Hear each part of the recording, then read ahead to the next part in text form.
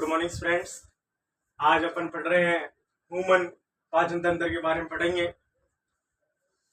बहुत दिनों बाद आज हम मिले, 5-6 दिन बाद में।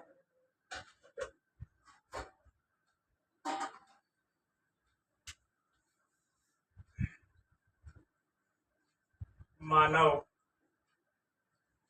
पाचन तंत्र, इसको बोलते हैं डायजेस्टिव सिस्टम ऑफ ह्यूमन। सबसे पहले इसमें पाचन किसे कहते हैं? मतलब जो जटिल पदार्थ होते हैं इनको अपन सरल पदार्थ में बनाने की प्रक्रिया क्या बोलते हैं? अपन पाचन तंत्र बोलते हैं। देखो इधर, जटिल पदार्थों को सरल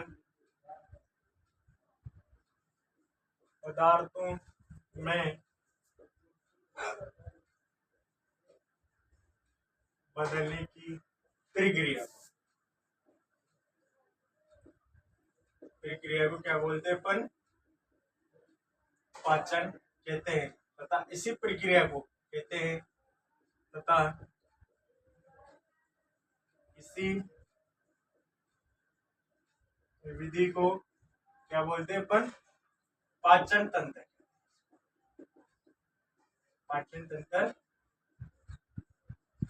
कहते हैं।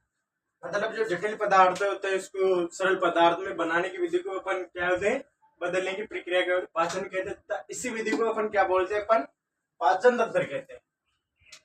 कभी कभी इनको एक नंबर में पूछ लेता है, पाचन किसे कहते हैं और पाचन तंत्र किसे कहते हैं।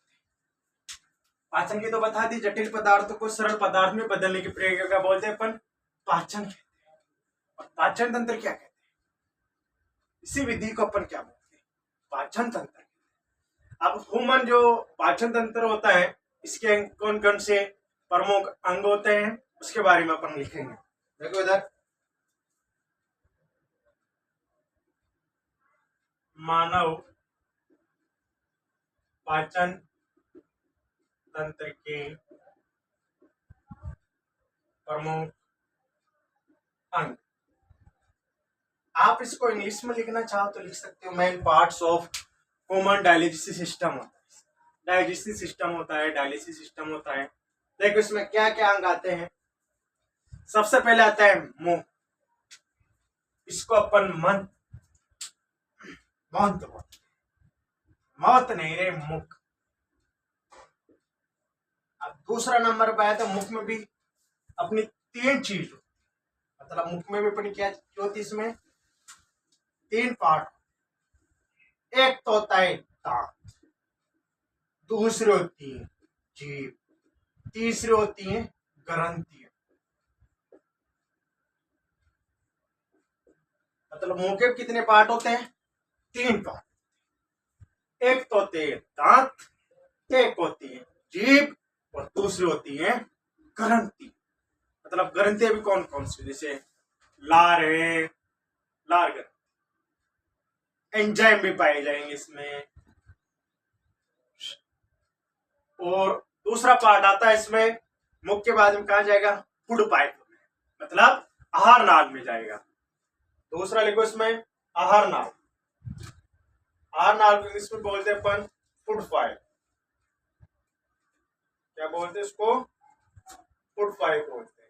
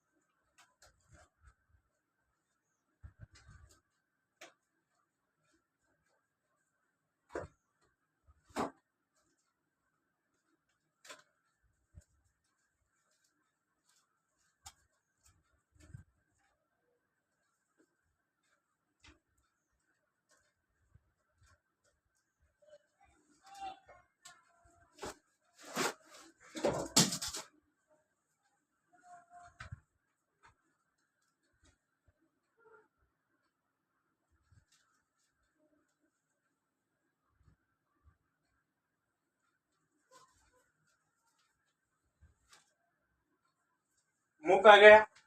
अब देखो मुख आ गया, मुख के बाद में कितने पार्ट होते हैं इसमें? दांत, जीभ और ग्रंथि होते हैं। नंबर 2 आएगा इसमें ग्रसनी, ग्रसनी बाद में आएगा ग्रासनाल, ग्रासनली, और ग्रासनली के बाद में आएगा इसमें आमाशय, आमाशय के बाद में आएगा छोटी आंत, छोटी आंत, और इसके बाद में आएगा बड़ी आंत, बड़ी आंत, छोटे आंत बड़ी आंत के बाद में आएगा इसमें मलदो। अभी सीईटी का एग्जाम हुआ था, इसमें क्वेश्चन ऐसा आया था, जो मनुष्य से 4 अंग के नाम दे देते, इसमें से सबसे बड़ा अंग कौन सा है? क्वेश्चन आंसर था इसका 6.5 मीटर इसकी लंबाई होती है, इसके 1.25 मीटर इसकी क्या होती है इसमें लंबाई होती है, लगभग इसको अपन 7 मीटर मानते हैं। इसमें जो ग्रंथि में अपन 3 ग्रंथि पढ़ेंगे, एक तो आएगी लार ग्रंथि, और दूसरी आएगी इसमें यकृत ग्रंथि, और तीसरी आएगी इसमें कौन सी? अग्नाशय ग्रंथि।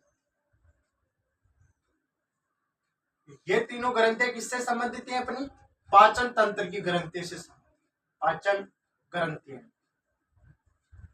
क्या है ये? पाचन ग्रंथि। मुख्य के बारे में आ गया, ये था हमारा आज ये पाचन तंत्र वाला फंडामेंटल था। आज पहले बताओ पाचन किसे कहते हैं? ये एग्जाम में पूछा था क्या? पाचन से जटिल पदार्थ को सरल पदार्थ में बदलने की प्रक्रिया क्या बोलते हैं? अपन पाचन बोलते हैं।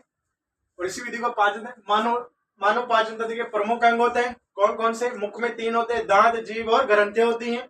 ग्रंथि इसमें लिखवा दी थी मैंने, पाचन ग्रंथि से संबंधित है। ग्रसनी, ग्रासनली, आमाशय, छोटी आंत और बड़ी आंत, और इसके लास्ट में होता है मलद्वार। अब इसमें नोट लिखना है, एक यहां लिख लो नोट। देखो आहार नाल की जो लंबाई होती है,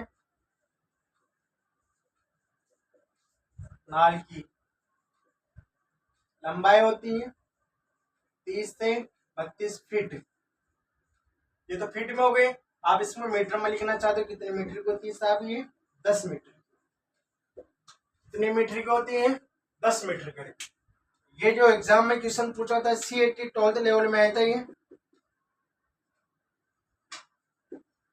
इसमें आया था 4-5 अंक दिए थे, हार नाल नहीं दिया था उसमें, और ये नहीं दिया था। आंसर क्या था इसमें? छोटे हाथ, इसको करेक्ट आंसर माना था।